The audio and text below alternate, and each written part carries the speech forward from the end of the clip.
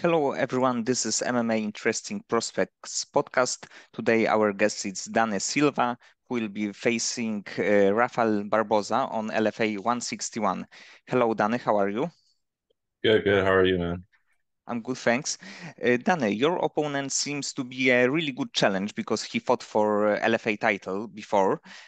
Overall, I think that he's a good fighter, but please tell me, what do you think about him? And do you think that him will be the biggest challenge of your career? Um, I think he's a well-rounded fighter. I think he relies too much on his karate. Um, I think I think it's a little bit outdated already, that style of karate. I think this generation, um, for say even myself, I'm a boxer wrestler, and I think people know me by usually I'm getting into people's faces and I'm trying to like make you come and fight me. Um, I think on paper he is the toughest guy to fight, but I don't think he is the toughest guy I'm gonna end up fighting or have fought before. I think I've fought pretty tough fighters in my career, and I don't think he's one of them. But on paper, I think it shows that he has a good record. You know, he has 20 fights. Yes, and he has a few good wins like Nate Jennerman and Costa, who right now is in the UFC. So I believe that Hmm. that win over him will bring you close to your main goal. Yeah, the UFC for sure. Yeah, he's fought some good guys like um what's his name? Uh Pretty boy Emmers, Jamal Emmers. You know, he that was a good fight for him. Tough loss, but I think it showed a lot of weaknesses. Is you know, he can't wrestle that well. He doesn't check any kicks. He doesn't. He only moves one way and is always to his right. He's very karate style, and I think like a fighter myself that switches stances a lot, and I could wrestle and I could box. I think he's gonna have a lot of problems with me. And you know, once I beat him, I really believe that I'm gonna finish him, and it's just gonna get me closer to the UFC, which is my goal. And if you after this fight, would you be interested in taking next fight in LFA, maybe a title fight in LFA? Yeah, I would like to fight Marion Santos. You know, he just beat Rafael Barboza, and I know that he's kind of been he has a good record. He lost to my former or to my teammate, the former LFA bantamweight champion Dan Argueta, and I think I could do the same thing. I think I could you know bring the fight to him, and I think I could finish Marion Santos. And yeah, I would like to fight him for the title, and see whoever wins gets into the UFC. And right now you have seven professional bouts, but you fought like in main promotions in on a regional level in LFA, in CFFC, in Combate.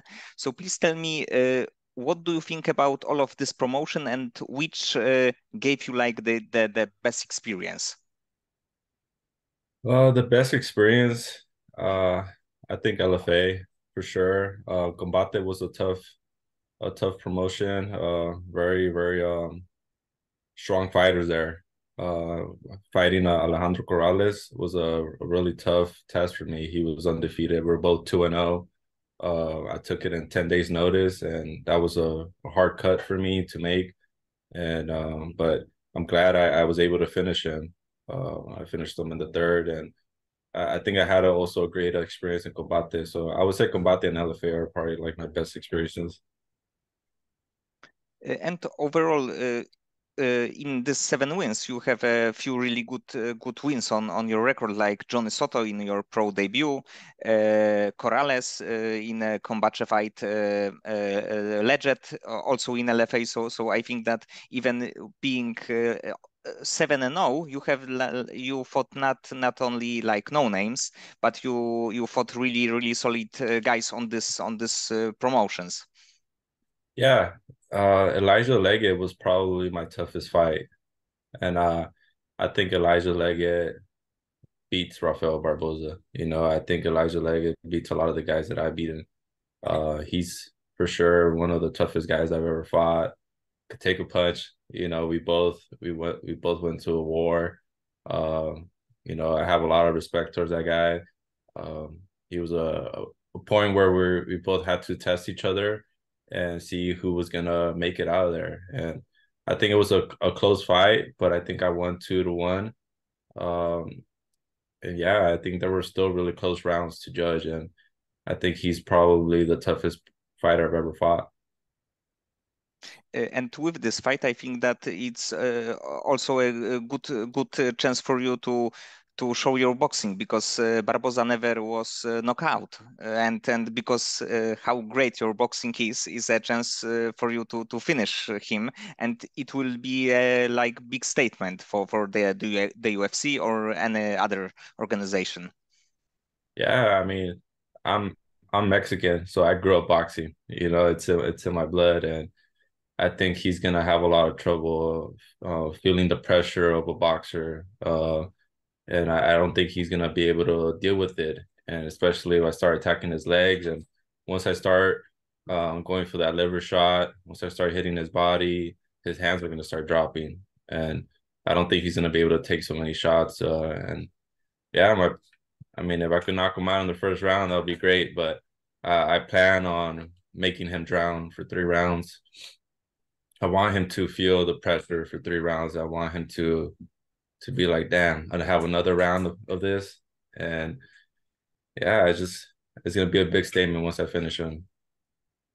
And please tell me about your beginning in the sport.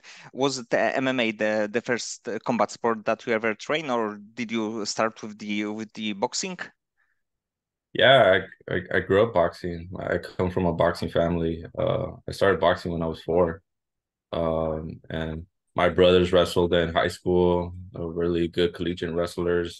So I started wrestling until I was 8 years old. I kept going until high school. I didn't want to do any college wrestling. I kind of stuck into boxing still, and eventually MMA kind of presented itself to me. Marco Huas, the king of the streets, he saw me in a jiu-jitsu gym and invited me to spar, and they met. He introduced me to Kami Safdari. You know, he passed away, but he introduced me to Cub Swanson. He got a good management. I was signed by him, and I'm Cub Swanson now is my manager. So I just been under the wing of like great fighters ever since Marco Huas introduced me to them. It's just been a pleasure for me. It's almost like kind of just landed in my laps. You know, I've always wanted to be a boxer, but MMA is just like, nah, you're probably better off doing MMA. And do you have any boxing bouts on your record? I have 2 amateur fights, but I never kept going just because MMA and wrestling was always like around the block for me.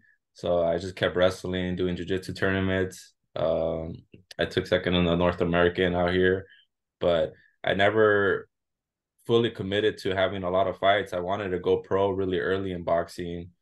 I wanted to go pro like around 17 years old. I wanted to go to Mexico and just, you know, have some fights in Tijuana.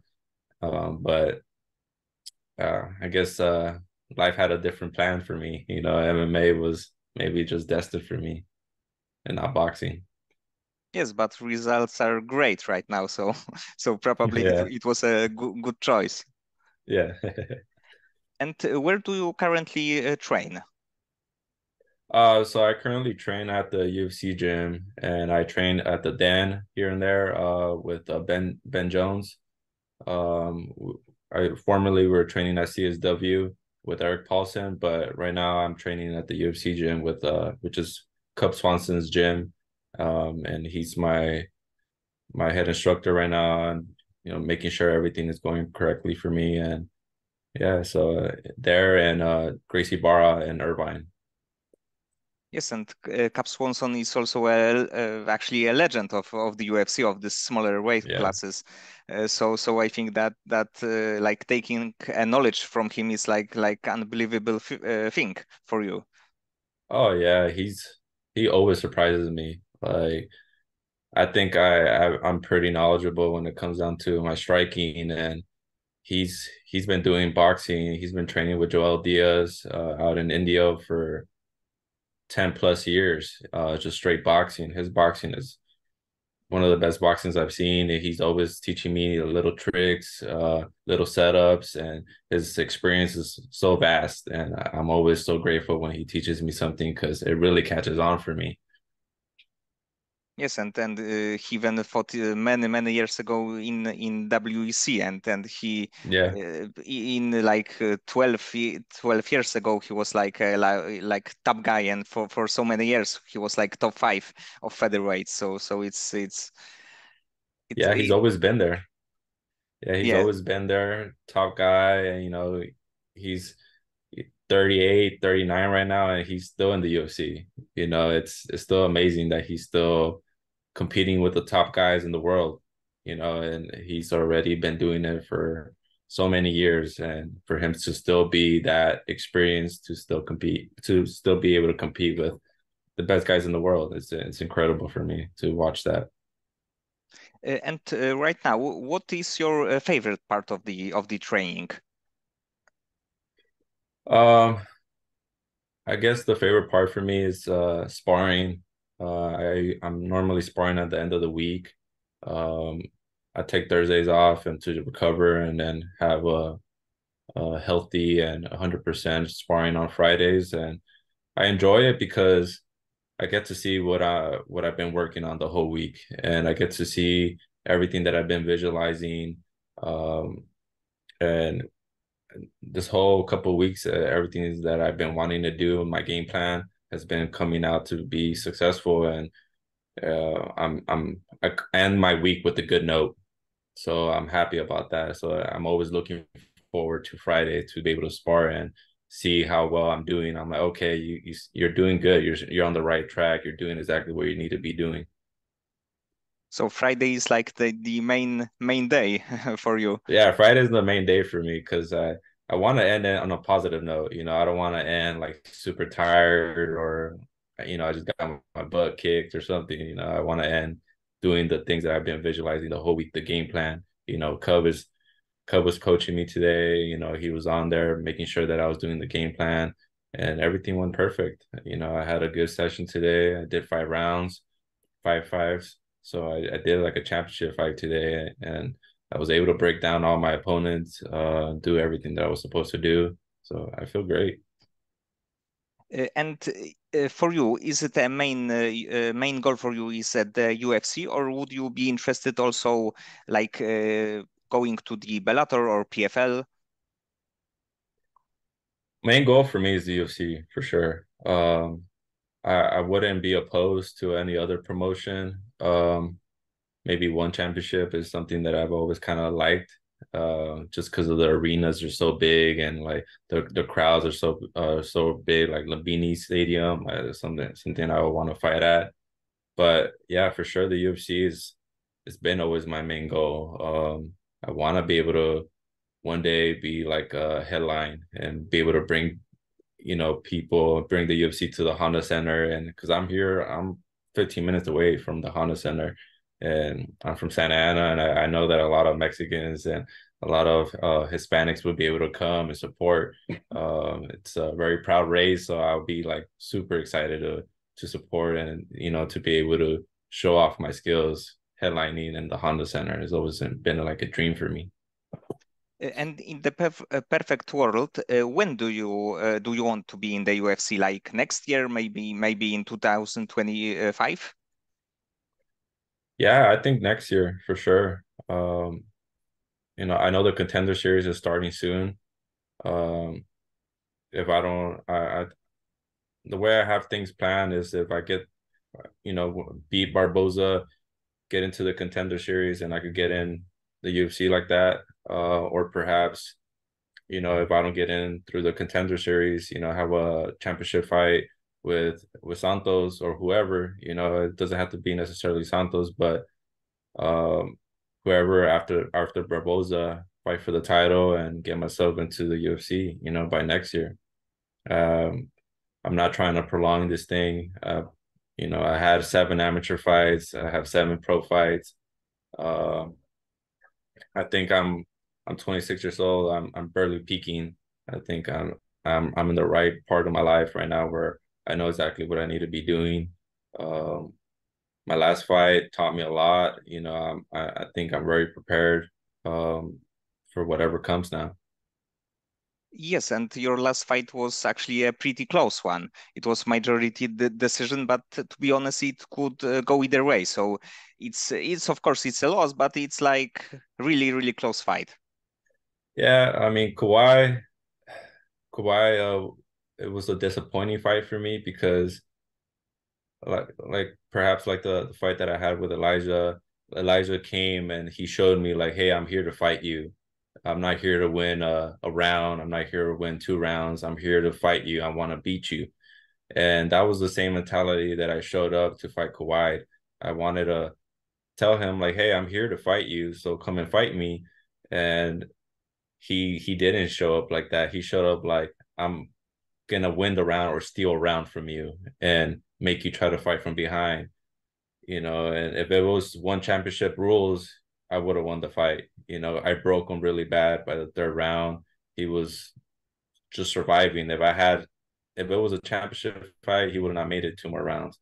And it was a very disappointing fight for me because I knew I should have fought smarter. It was a very veteran move of him. He fought twice in the contenders and he knew how to beat me, and it was a rookie mistake of mine. Um, which like I said, it taught me a lot, and I've learned from that loss, and I know now exactly what I need to be doing. I need to be ready. I know nobody wants to stand up and trade with me, so I need to be smarter now. I need to be ready for people trying to wrestle me. I know that I have a good takedown defense, and um, I just need to be aware of it all the time. I don't need to try to come and be an ego guy and be like, come on and fight me. I need to be smart and win the fight. That's all that matters. Getting to the UFC is all that matters to me right now. And in few years, do you see your future in featherweight division, or you plan to go to the lightweight? Yeah, I plan on staying on 145 for as long as I can. I know that I'm pretty tall and I could fill up to 155. But Cub, he was going back now to 45s, and I got good training partners at 45, so I want to stay at 45s for as long as I can. If I could eventually get to the top five in the UFC, honestly I think I can. I would like to fight any of the top five guys, top 10 guys. I don't think any of them have as good as boxing other than like Holloway or Calvin Cater, but their boxing is still strictly MMA. Mine has been formed from boxing, straight boxing, and I think I made it into a good style for MMA, which switching stances, doing all the stuff that I've been doing, I think it's his own unique style. And let's say that you could pick any fighter, like in a dream fight, from either featherweight or lightweight division. Who would you like to face? Calvin Cater. I think Calvin Cater will be a fun fight for me because he likes to box and he has a very heavy pressure coming at you. And I think that I could expose a lot of stuff from him. And I don't think he will be able to really do anything about me switching stances and being cutting angles and me changing levels on him. I think my boxing is just years of boxing. I mean, I've been doing it since I was 4 years old. I just can't imagine him compared to my boxing. I box with Olympic boxers that are silver medalists like Israel. There's just so many boxers that I have faced that I Calvin Cater is not at par with them, and I'm at par with them, and I know that I could outbox him. It's not a boxing fight, which is true, but I know how to do it. I know how to do it well for MMA, and I know he's not going to be able to take me down, and I know that I will be able to land stuff, and I just be disappearing every time he tries to even hit me back. Yes, and I thought maybe Max Holloway or Kelvin Cater, because the like stylistically it would be a really interesting fight. Yeah, Holloway would be an interesting fight too. I think Holloway would be a tougher fight because he switches stances too. and he knows his range. We're about the same height, but I think Calvin Kattar has way more holes than Holloway does, for sure. Yes, when they fought, it was all the fans can see like the difference between their styles and like even the skill.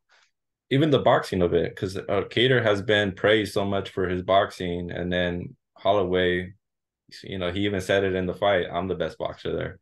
And that's just something that I visualized too. Like, I think I would do the exact same thing to Calvin Kattar. Like, I just don't see him touching me.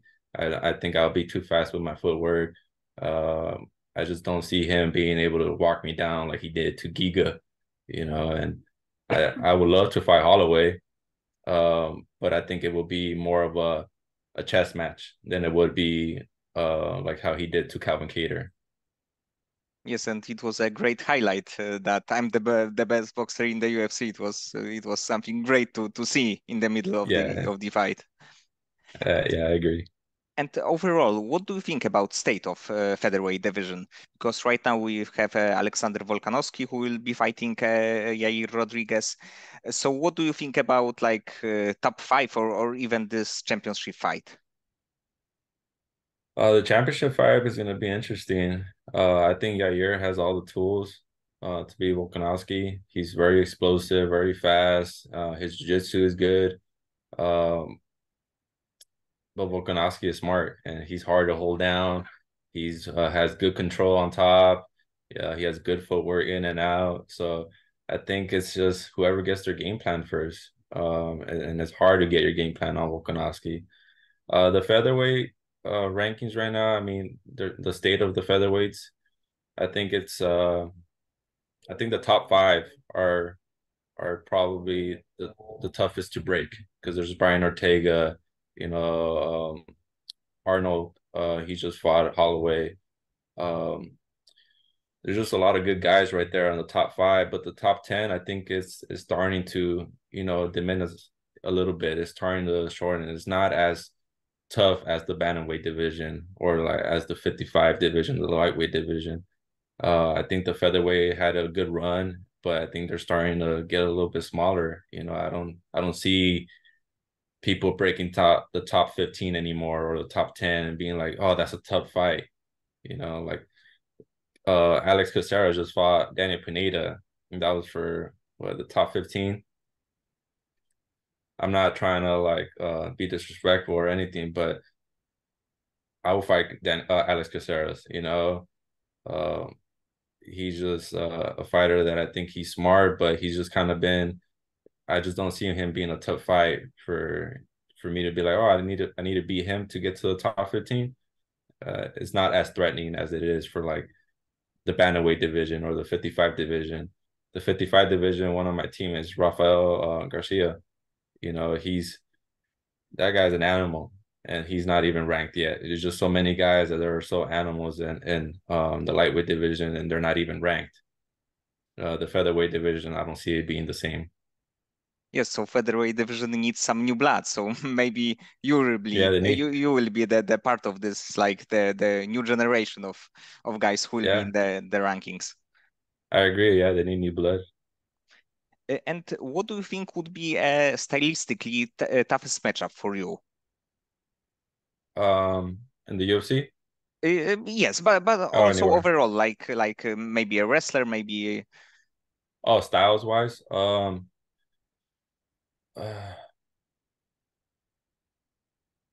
I think it was a fighter like Kawhi, not necessarily a wrestler or a striker, but a smart fighter where they're just exposing like weak points.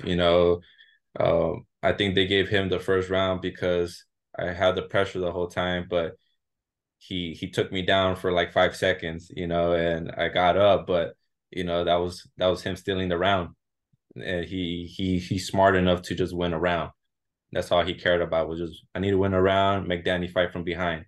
So I think styles like that, where I'm trying to chase somebody down, is where it's not a good style for me to fight.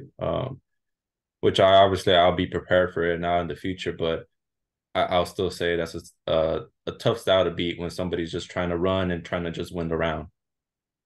Yes, and like you said, maybe this like quick takedown gave him this round because it was a super close round.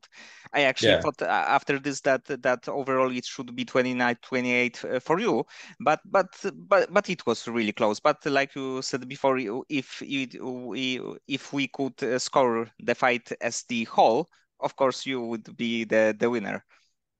yeah, it's hard. It's hard to score the fight. Plus, I appreciate you giving me the fight, but yeah, I thought the last round should have been a 10-8. At least give me the draw. Herb Dean gave me a draw. He scored it a draw just because he gave me a 10-8 in the last round. But you know, he didn't do any damage to me. I had landed way more strikes than he did. I had more control time than he did. Just from the last round, I had more control time. It's just it's hard to it's hard to fight a fight where they're only scoring it per round and they're not scoring it as the fight a whole. And it's frustrating for fighters like myself, and that's why to me that's a hard fight. That's a hard style to beat.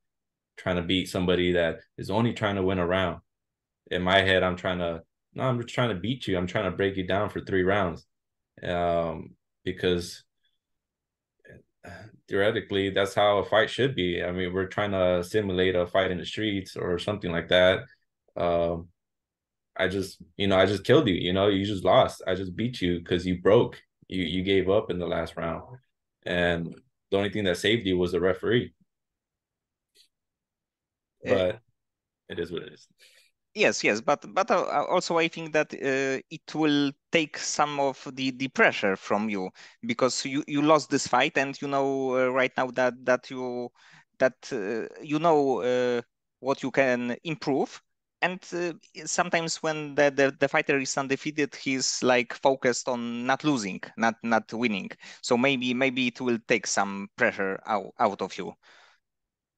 I agree. I was never really a guy, and maybe people say that they don't really care about the O per se.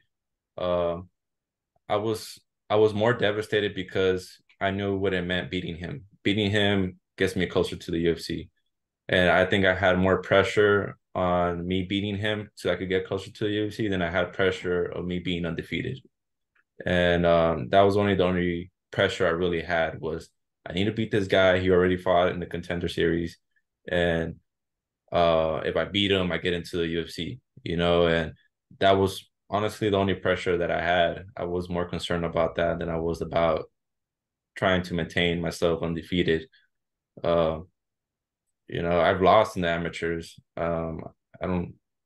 I think losing is probably the best thing that could happen to me because I think I get better. The last time I lost in the amateurs, I lost to Joffrey and Melinder, and I got rear naked choked. And ever since then, it's been hard for anybody to submit me with a rear naked choke or even let alone take my back. And I fought him on my fifth pro fight. I fought Joffrey Melinder, and he had beaten me in the amateurs. And I dropped him in the second round. He ran the whole entire fight. I dominated all 3 rounds. Um, I was able to take away something that I knew that I could have beaten him before, and I showed myself that, hey, you've always been better than this guy. You just need to believe. And I proved it, and I kept myself at 5-0, but I was more concerned on beating Joffrey than anything. Yes, and it's a little bit like George Saint Pierre. He also lost 2 fights, but he also the like revenge both these fights with Matt Hughes and Matt Serra. So Oh it's yeah, it's it's a little bit like your situation. exactly. Um, yeah, I had to.